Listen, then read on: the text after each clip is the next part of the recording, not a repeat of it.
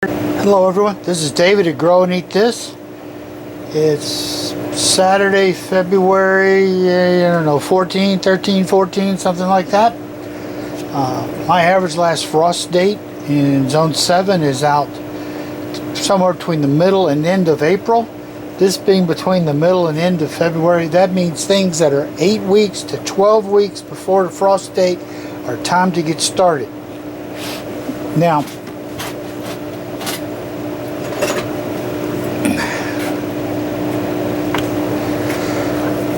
peppers for me are just really hard to germinate, and I really hate tying up all the space on my rack for a couple of weeks waiting to see if anything actually happens.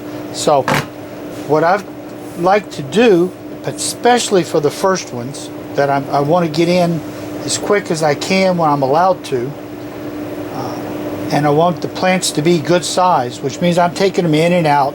You know, I complain carting them out in the daytime and bringing them in at night, but you know, I don't care. I want the vegetables. So what we're looking at then is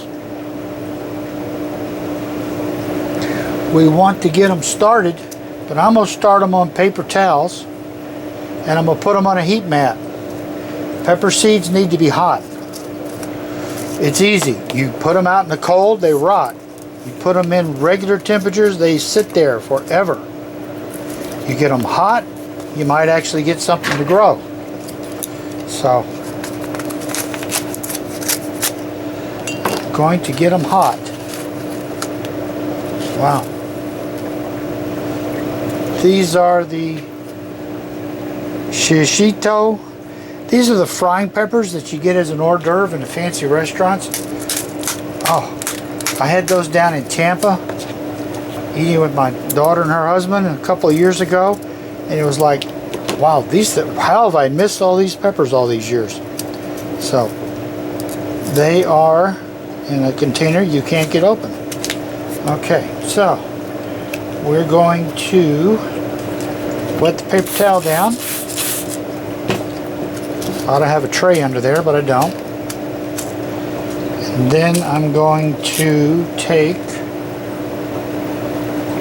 1, 2, drop one on the floor, 3, 4, 5. I got 6 there. You know, 2 or 3 plants for me would be great. So 6 is more seeds than I need. I'm going to close this back up. This little foil package from Tactical Interest. Put them back in the container. I've already taken sandwich bags or some kind of little tiny plastic bag, put the label on, and get these guys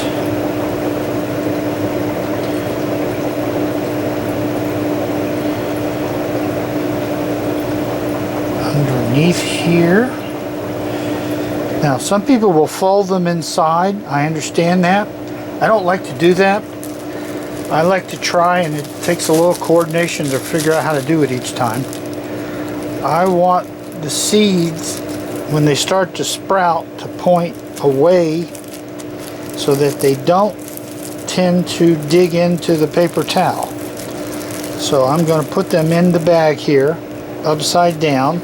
Then when I turn the bag over, I can read what they are, and the seeds are on the bottom. I don't know if it makes any difference, but you know, it's what I do.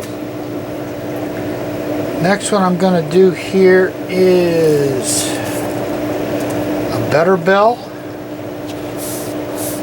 This I originally got down at Growers Outlet Nursery. They made the biggest, nicest, greatest little peppers.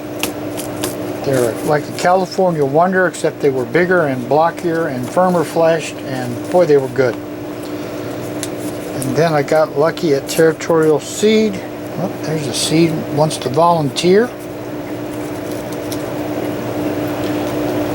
Got a couple of volunteers. Thought I'd pat these down pretty good.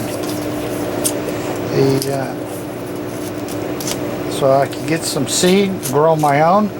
which was a good thing because Growers Outlet didn't have any last year, or they'd sold them by the time I found them. So 1, 2, 3, 4, 5. That's enough for my early planting. I tend to plant peppers several times during the year because the early ones may not like the weather, and I really want to have some super duper fresh plants going into the fall, which sometimes is when you get most of your peppers, is in the fall after the heat of the summer. So got my label facing down, got my seeds facing up, put them in, turn it over. And there's my Butterbills. Next one is an Ozark Giant. Some years these do super good for me. And last year, the first sign of any kind of a fungusy, wilty kind of mess, they just fell over dead. So I don't know. I love them. They make a great pepper. But you got to actually get one. So some years I do, some years I don't. Peppers can be a funny crop, hard to germinate, and what makes a good pepper year can be strange. For the most part, last year was a good pepper year. We put a lot of peppers in the freezer, but it was mostly at the end of the year. Most of the peppers we got, we were cutting and freezing peppers in November. And that's as good as it gets, isn't it? All right, now we got the next one going in.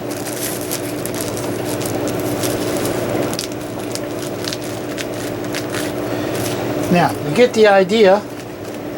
The ones I have left now to do are, we got some of these really super sweet little pepper, little yum yum lunchbox peppers at Costco. I saved some seeds, so I'm going to try those. I did actually manage at Tomato Growers to get some yum yum seeds. And then I got some from this Etsy provider on Etsy from out of Florida. Some lunchbox peppers.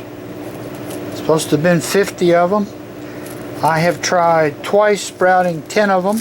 Once in dirt, once on paper towels. Never got a thing to sprout. Not a single solitary seed. So I'm going to give them one more try. And then we're going to just forget it. So we'll be back when I get the last 3 done. Alright, next step. I've got all my seeds here in these little bags with the wet paper towels. And now, since they need to be hot, I'm going to put them on a heat mat. And the heat mat, funny the camera doesn't show it, but it's at 75.5 right now. It's set at like 82 for the thermostat. So this is the little probe that determines the on and off. Never know what to do that with the plastic bags. So I saw a fella, and I'm sorry I don't remember who it was, but it was a good deal, good idea. He took his heat mat, put a towel on it. Now underneath this towel here, I'm going to put all my seeds. All under here. Put that over for insulation. And then for the thermostat, he slid it under here with the seeds. So what we're chasing then is to get the temperature where the seeds are. So that should get us with some temperature control, because these heat mats with just a bag on it will get really, really hot and they'll cook your seeds. I don't have the normally shove that little probe in dirt in your 6-pack, but don't have that because we're doing in the bags. So we'll see how this does. We'll check it 2 or 3 days, see if we get lucky, and then we'll check it every day after that. When they start to sprout, we'll want to get them potted up into some real dirt, real potting mix, and then we'll have them started here underneath the lights. So this is David at Grow and Eat This. Can't wait. I am so ready to get the summer stuff started. Starting off with the early bird peppers because they take the longest. Thank you for watching. Please subscribe. hit the little notification button so you know when I put an update on this one or put up some other new videos. And once again, thank you for watching. David, Grow and Eat This. We're in Lawrenceville, Georgia, Zone 7, and it is cold outside.